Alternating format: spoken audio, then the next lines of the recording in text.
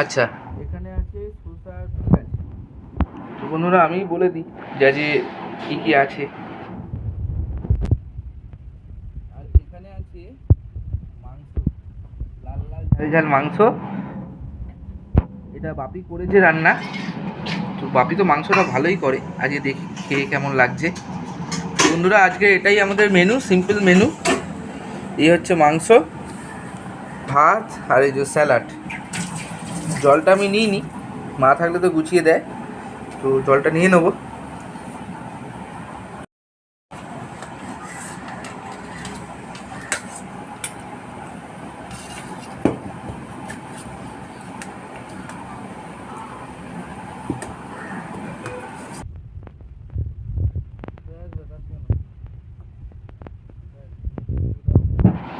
তুমিও বেড়ে নাও।